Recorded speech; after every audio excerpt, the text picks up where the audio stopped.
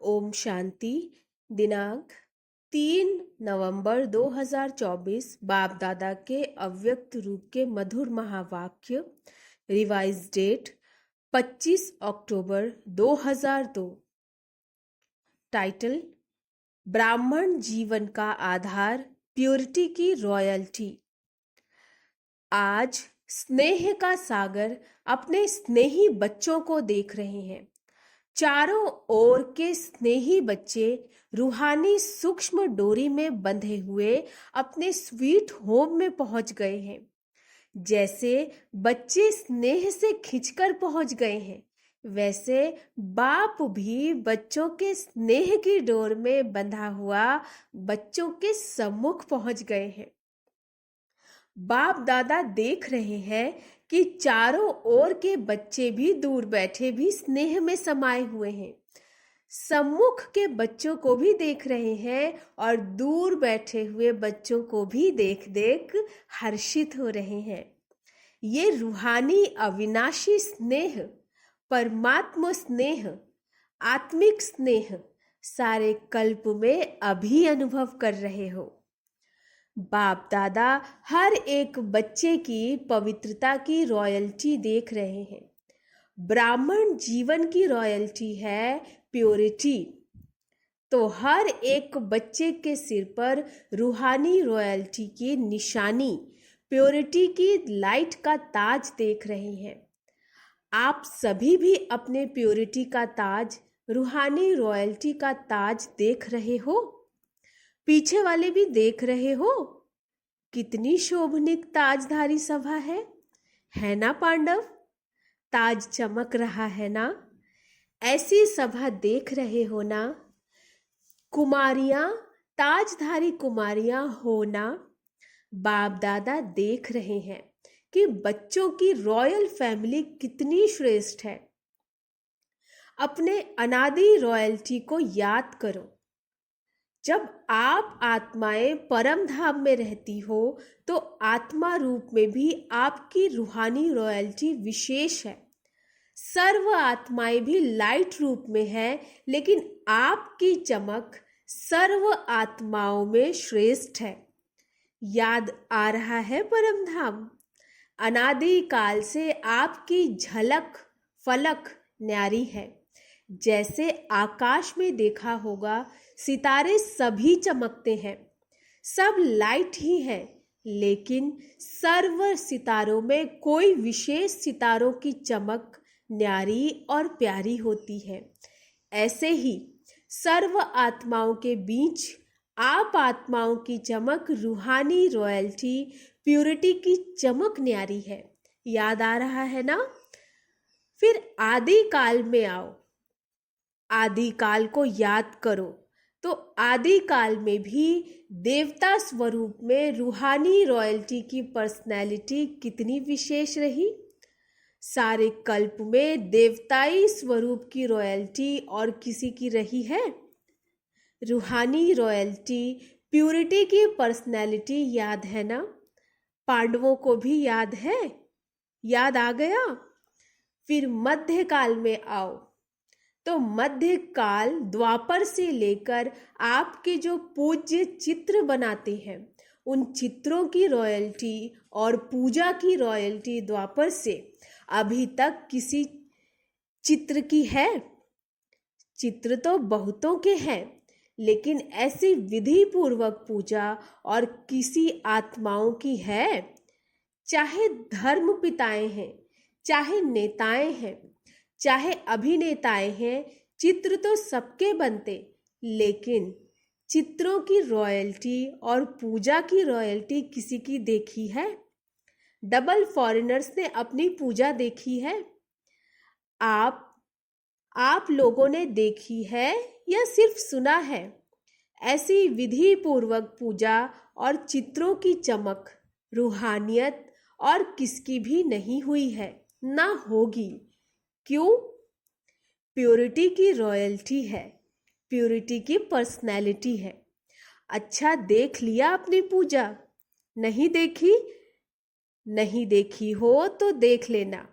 अभी लास्ट में संगम युग पर आओ तो संगम पर भी सारे विश्व के अंदर प्योरिटी की रॉयल्टी ब्राह्मण जीवन का आधार है। प्योरिटी नहीं तो प्रभु प्यार का अनुभव भी नहीं, सर्व परमात्मा प्राप्तियों का अनुभव भी नहीं। ब्राह्मण जीवन की पर्सनैलिटी प्योरिटी है और प्योरिटी ही रूहानी रॉयल्टी है। तो आदि अनादि आदि मध्य और अंत सारे कल्प में यह रूहानी रॉयल्टी चलती रही है। तो अपने आप को देखो। दर्पण तो आप सबके पास है ना? दर्पण है, देख सकते हो तो देखो। हमारे अंदर प्योरिटी की रॉयल्टी कितने परसेंट में है? हमारे चेहरे से प्योरिटी की झलक दिखाई देती है। चलन में प्योरिटी की फलक दिखाई देती है। फलक अर्थात नशा। चलन में वह फलक अर्थात रूहानी नशा दिखाई देता है। देख लिया अपने को? देखने में कितना समय लगता है? सेकंड ना? तो सभी ने देखा अपने को। कुमारियां, झलक फलक है? अच्छा है, सभी उठो, खड़े हो जाओ। कुमारियां लाल पट्टा लगाकर बैठी हैं जिन पर लिखा है एक व्रता। सुंदर लगता है ना? एक व्रता का अर्थ ही है प्योरिटी की रॉयल्टी। तो एक व्रता का पाठ पक्का कर लिया है? वहां जाकर कच्चा नहीं कर लेना। और कुमार ग्रुप उठो। कुमारों का ग्रुप भी अच्छा है। कुमारों ने दिल में प्रतिज्ञा का पट्टा बांध लिया है। इन्होंने अर्थात कुमारियों ने तो बाहर से भी बांध लिया है। प्रतिज्ञा का पट्टा बांधा है कि सदा अर्थात निरंतर प्योरिटी की पर्सनालिटी में रहने वाले कुमार हैं। ऐसे हैं? बोलो जी हाँ, ना जी या हाँ जी, या वहां जाकर पत्र लिखेंगे। थोड़ा थोड़ा ढीला हो गया। ऐसे नहीं करना। जब तक ब्राह्मण जीवन में जीना है तब तक संपूर्ण पवित्र रहना ही है, ऐसा वायदा है। पक्का वायदा है तो हाथ हिलाओ। टीवी में आपके फोटो निकल रहे हैं। जो ढीला होगा ना उसको यह चित्र भेजेंगे, इसलिए ढीला नहीं होना, पक्का रहना। हाँ, पक्के हैं। पांडव तो पक्के होते हैं। पक्के पांडव, बहुत अच्छा। प्योरिटी की वृत्ति है शुभ भावना, शुभ कामना। कोई कैसा भी हो लेकिन पवित्र वृत्ति अर्थात शुभ भावना, शुभ कामना और पवित्र दृष्टि अर्थात सदा हर एक को आत्मिक रूप में देखना व फरिश्ता रूप में देखना। तो वृत्ति, दृष्टि और तीसरा है कृति अर्थात कर्म में। तो कर्म में भी सदा हर आत्मा को सुख देना और सुख लेना, यह है प्योरिटी की निशानी। वृत्ति, दृष्टि और कृति तीनों में यह धारण हो। कोई क्या भी करता है, दुख भी देता है, इंसल्ट भी करता है, लेकिन हमारा कर्तव्य क्या है? क्या दुख देने वालों को फॉलो करना है या बाप दादा को फॉलो करना है? फॉलो फादर है ना? तो ब्रह्मा बाप ने दुख दिया व सुख दिया। सुख दिया ना? तो आप मास्टर ब्रह्मा अर्थात ब्राह्मण आत्माओं को क्या करना है? कोई दुख देवे तो आप क्या करेंगे? दुख देंगे? नहीं देंगे। बहुत दुख देवे तो, बहुत गाली देवे, बहुत इंसल्ट करे तो थोड़ा तो फील करेंगे या नहीं? कुमारियां फील करेंगी थोड़ा। तो फॉलो फादर। यह सोचो मेरा कर्तव्य क्या है, उसका कर्तव्य देख अपना कर्तव्य भूलो नहीं। वह गाली दे रहा है, आप सहनशील देवी, सहनशील देव बन जाओ। आपकी सहनशीलता से गाली देने वाले भी आपको गले लगाएंगे। सहनशीलता में इतनी शक्ति है, लेकिन थोड़ा समय सहन करना पड़ता है। तो सहनशीलता के देव व देवियां होना हो। सदा यही स्मृति रखो, मैं सहनशील का देवता हूं, मैं सहनशीलता की देवी हूं। तो देवता अर्थात देने वाला दाता। कोई गाली देता है, रिस्पेक्ट नहीं करता है, तो किचड़ा है ना, कि अच्छी चीज है तो आप लेते क्यों हो? किचड़ा लिया जाता है क्या? कोई आपको किचड़ा देवे तो आप लेंगे? नहीं लेंगे ना। तो रिस्पेक्ट नहीं करना, इंसल्ट करता, गाली देता, आपको डिस्टर्ब करता, तो यह क्या है? अच्छी चीजें हैं। फिर आप लेते क्यों हो? थोड़ा थोड़ा तो ले लेते हो, पीछे सोचते हो नहीं लेना था, तो अभी लेना नहीं। लेना अर्थात मन में धारण करना, फील करना।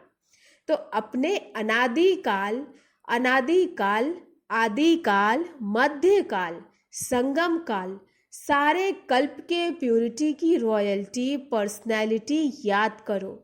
कोई क्या भी करे, आपकी पर्सनैलिटी को कोई छीन नहीं सकता। यह रूहानी नशा है। और डबल फॉरेनर्स को तो डबल नशा है ना, डबल नशा है ना। सब बात का डबल नशा, प्योरिटी का भी डबल नशा, सहनशील देवी देवता बनने का भी डबल नशा है ना, डबल। सिर्फ अमर रहना, अमर भव का वरदान कभी नहीं भूलना। अच्छा, जो प्रवृत्ति वाले हैं अर्थात युगल, वैसे सिंगल रहते हैं, कहने में युगल आता है, वह उठो, खड़े हो जाओ। युगल तो बहुत है, कुमार कुमारियां तो थोड़े हैं, कुमारों से तो युगल बहुत है। तो युगल मूर्त बाप दादा ने आप सबको प्रवृत्ति में रहने के लिए डायरेक्शन क्यों दिया है? आपको युगल रहने की छुट्टी क्यों दी है? प्रवृत्ति में रहने की छुट्टी क्यों दी है जानते हो? क्योंकि युगल रूप में रहते इन मंडलेश्वरों को पांव में झुकाना है इतनी हिम्मत? वह लोग कहते हैं कि साथ रहते पवित्र रहना मुश्किल है, और आप क्या कहते हो, मुश्किल है या सहज है? बहुत सहज है। पक्का है? या कभी इजी और कभी लेजी? इसलिए बाप दादा ने ड्रामा अनुसार आप सबको दुनिया के आगे, विश्व के आगे एग्जाम्पल बनाया है, चैलेंज करने के लिए। तो प्रवृत्ति में रहते भी निवृत्त, अपवित्रता से निवृत्त रह सकते हो, तो चैलेंज करने वाले हो ना। सभी चैलेंज करने वाले हो, थोड़ा थोड़ा डरते तो नहीं हो? चैलेंज तो करें, लेकिन पता नहीं क्या हो। तो चैलेंज करो विश्व को, क्योंकि नई बात यही है कि साथ रहते भी स्वप्न मात्र भी अपवित्रता का संकल्प नहीं आए। यही संगम युग के ब्राह्मण जीवन की विशेषता है। तो ऐसे विश्व के शोकेस में आप एग्जाम्पल हो, सैंपल कहो, एग्जाम्पल कहो। आपको देख करके सब में ताकत आएगी, हम भी बन सकते हैं। ठीक है ना? शक्तियां ठीक है? पक्के हो ना? कच्चे पक्के तो नहीं, पक्के। बाप दादा भी आपको देख करके खुश है, मुबारक हो। देखो कितने हैं, बहुत अच्छा। बाकी रही टीचर्स के बिना तो गति नहीं। टीचर्स उठो। अच्छा, पांडव भी अच्छे अच्छे हैं, वाह। टीचर्स की विशेषता है कि हर टीचर के फीचर से फ्यूचर दिखाई दे, या हर एक टीचर के फीचर से फरिश्ता स्वरूप दिखाई दे। ऐसे टीचर्स हो ना। आप फरिश्तों को देखकर और भी फरिश्ते बन जाएं। देखो कितने टीचर्स हैं। फॉरेन ग्रुप में टीचर्स बहुत हैं, अभी तो थोड़े आए हैं। जो नहीं आए हैं उनको भी बाप दादा याद कर रहे हैं। अच्छा है, अभी टीचर्स मिल करके यह प्लान बनाओ कि अपने चलन और चेहरे से बाप को प्रत्यक्ष कैसे करें। दुनिया वाले कहते हैं परमात्मा सर्वव्यापी है और आप कहते हो नहीं है, लेकिन बाप दादा कहते हैं कि अभी समय प्रमाण हर टीचर में बाप प्रत्यक्ष दिखाई दे तो सर्वव्यापी दिखाई देगा ना। जिसको देखे उसमें बाप ही दिखाई दे। आत्मा परमात्मा के आगे छिप जाए और परमात्मा ही दिखाई दे, यह हो सकता है। अच्छा, इसकी डेट क्या? डेट तो फिक्स होनी चाहिए ना। तो डेट कौन सी है? कितना समय चाहिए? अब से चालू करेंगे। चालू करेंगे, अच्छी हिम्मत है। कितना समय चाहिए? 2002 तो चल रहा है, अभी 2000 कब तक? तो टीचर्स को यही अटेंशन रखना है कि बस अभी बाप के अंदर में समाई हुई दिखाई दूं, मेरे द्वारा बाप दिखाई दे। प्लान बनाएंगे ना। डबल विदेशी मीटिंग करने में तो होशियार हैं। अभी यह मीटिंग करना, इस मीटिंग के बिना जाना नहीं कि कैसे हम एक एक से बाप दिखाई दे। अभी ब्रह्मा कुमारियां दिखाई देती हैं। ब्रह्मा कुमारियां बहुत अच्छी हैं, लेकिन इनका बाबा कितना अच्छा है वह देखें, तभी तो विश्व परिवर्तन होगा ना। तो डबल विदेशी इस प्लान को प्रैक्टिकल शुरू करेंगे ना। करेंगे पक्का? अच्छा, तो आपकी दादी है ना, उसकी आशा पूर्ण हो जाएगी, ठीक है ना। अच्छा, देखो डबल विदेशी कितने सेवाधारी हो। आपके कारण सबको याद प्यार मिल रहा है। बाप दादा को भी डबल विदेशियों से ज्यादा तो नहीं कहेंगे, लेकिन स्पेशल प्यार है। क्यों प्यार है? क्योंकि डबल विदेशी आत्माएं जो सेवा के निमित्त बन गए हैं, वह विश्व के कोने कोने में बाप का संदेश पहुंचाने के निमित्त बने हुए हैं। नहीं तो विदेश की आत्माएं चारों ओर की प्यासी रह जाती। अभी बाप को उलाहना तो नहीं मिलेगा ना कि भारत में आए, विदेश में क्यों नहीं संदेश दिया। तो बाप का उलाहना पूरा करने के निमित्त बने हो। और जनक को तो उमंग बहुत है, कोई देश रह नहीं जावे। अच्छा है, बाप का उलाहना तो पूरा करेंगे ना, लेकिन आप अर्थात दादी जान की साथियों को थकाती बहुत हो। थकाती है ना। जयंती थकाती नहीं है, लेकिन इस थकावट में भी मौज समाई हुई होती है। पहले लगता है कि यह बार बार क्या है, लेकिन जब भाषण करके दुआएं ले आते हो है ना, तो चेहरा बदल जाता है। अच्छा है, दोनों दादियों में उमंग उत्साह बढ़ाने की विशेषता है। यह शांत करके बैठ नहीं सकते, सेवा अभी रही हुई तो है ना। अगर नक्शा लेके देखो, चाहे भारत में चाहे विदेश में, अगर नक्शे में एक एक स्थान पर राइट लगाते जाओ तो दिखाई देंगे कि अभी भी रहे हुए हैं। इसलिए बाप दादा खुश भी होते हैं और कहते भी हैं ज्यादा नहीं थकाओ, आप सब सेवा में खुश हो ना। अभी यह कुमारियां भी तो टीचर बनेंगी ना। जो टीचर है वह तो है ही, लेकिन जो टीचर नहीं है वह टीचर बन के कोई ना कोई सेंटर संभालेंगी ना, हैंड्स बनेंगी ना। डबल विदेशी बच्चों को दोनों काम करने का अभ्यास तो है ही, जॉब भी करते सेंटर भी संभालते हैं, इसलिए बाप दादा डबल मुबारक भी देते हैं।